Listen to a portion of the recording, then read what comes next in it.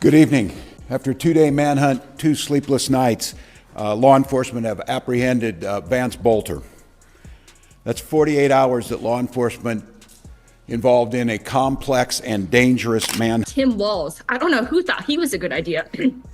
He was like a second iteration of Tim Kaine, but even worse. He turned out to be a pathologist. Picture this. Tim Walz thinks he's playing chess. But Lindi Lee? She flipped the board, pocketed the queen, and now she's juggling pawns while sipping tea. This isn't politics anymore. It's a roast, a spectacle, and a Netflix-level plot twist.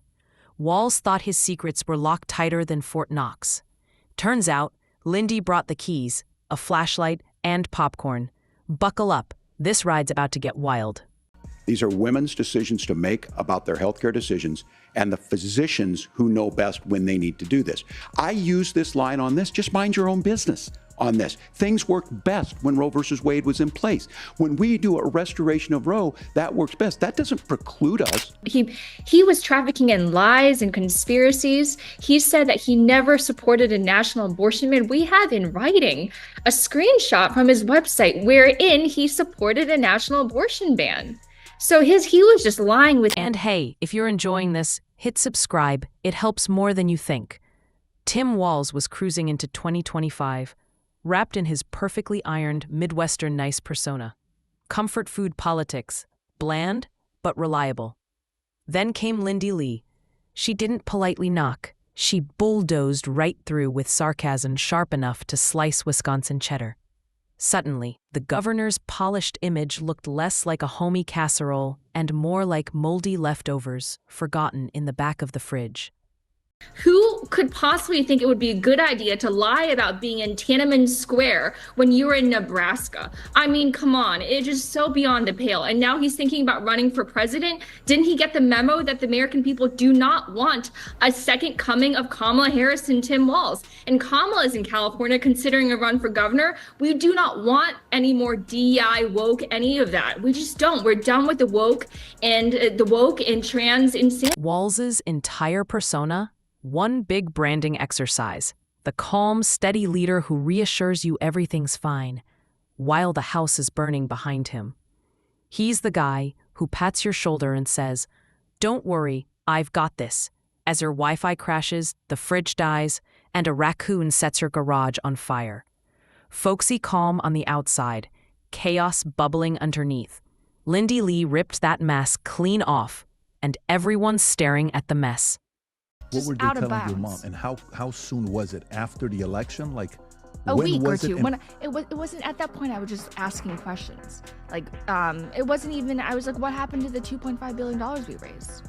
Why did we spend it on Beyonce? Why did we spend 2.5? Why did we spend millions of dollars on Oprah? Like legitimate questions that needed to be answered. But the amount of hate I got for that was just overwhelming. And the final straw, the moment that I knew that I needed to leave, was actually around Christmas Eve. To get the roast, you need to see the costume. Walz built his identity like an IKEA shelf. Plain, functional, holds a few family photos, but wobble it, and the whole thing collapses. The teacher turned politician, the neighbor you'd trust to water your plants, the dad joke guy who commands the National Guard. On paper, it's perfect.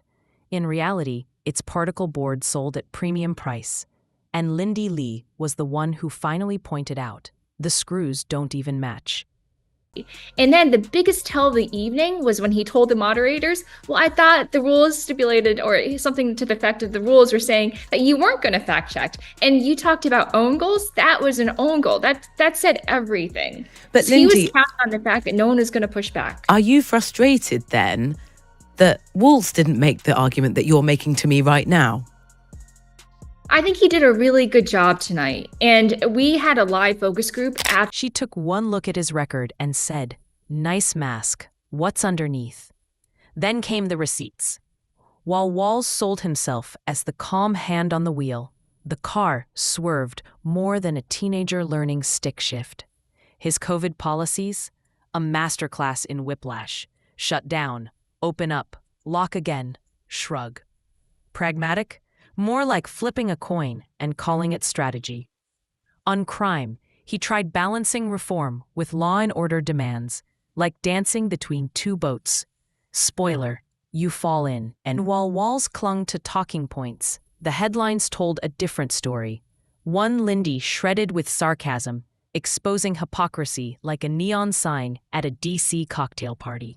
Highest rating of the night when he pointed out that Trump completely failed on the border. He didn't deliver on the border wall that he promised. He blew up the border deal that we have border as a campaign issue.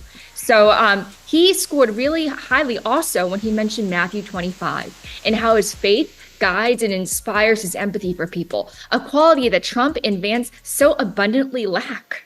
Lindi didn't just poke holes. She turned Walz's persona into Swiss cheese. His everyman teacher vibe started to feel less authentic and more like costume design. Like finding out your favorite indie band was actually manufactured in a corporate boardroom.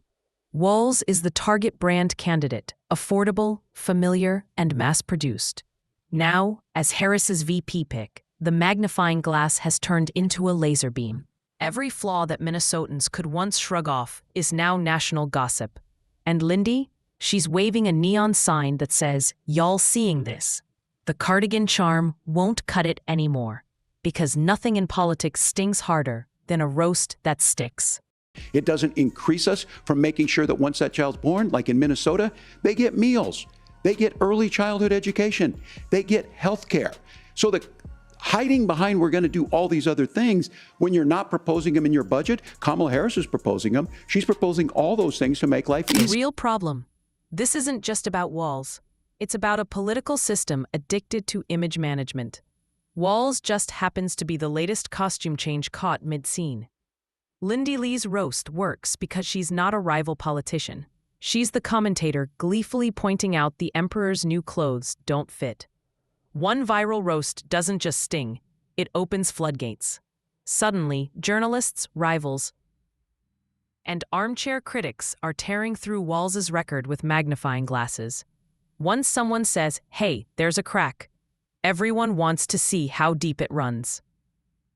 Feedback. I want to take you back to the very first answer that he gave. Let's just remind ourselves, he sort of stumbled through. Right now the crisis in the Middle East is, front and centre of the global news agenda. And we would expect maybe that someone who was running to be the vice president would have more confidence. Let's remind ourselves of what happened.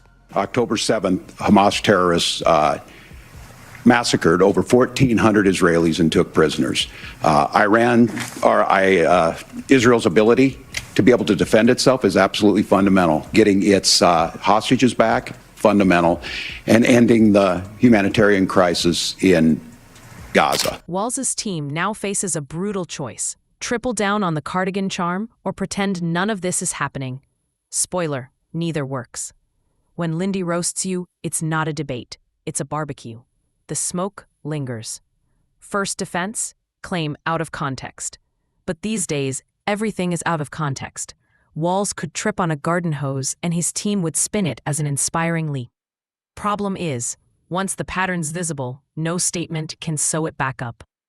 Media reactions split. Some outlets treat Lindi's takedown like just another spicy tweet. Others smell blood, and in politics, nothing sells like blood. Suddenly, Walz's messy compromises are national news, dramatized like a true crime doc. What do you think happened when he gave that answer, Lindi? Well, as I mentioned before, J.D. Vance went to Yale Law School. He is seasoned, and I said this in the previous interview. This is what he does. He's slick and he's sharp, but Walz is a fundamentally good guy. And our focus group of battleground voters, mind you, understand that. They perceive that this is a down-to-earth guy, salt-to-the-earth guy who wants the best for the American people versus Vance, who is backed by Peter Thiel and was a venture capitalist and is working for his billionaire. Here's the kicker. Walz isn't built for this level of scrutiny. In Minnesota, you can get away with smiling and waving through the mess. On the national stage, even your shoelaces get fact-checked. Dad jokes about fishing season won't save you when you're under a microscope, and Lindi just wiped the lens clean. For voters, the comedy writes itself. The man of the people suddenly looks like the man of the script. If this exposure hit years ago, maybe he could have patched it with photo ops. But mid-election cycle, it's catastrophic.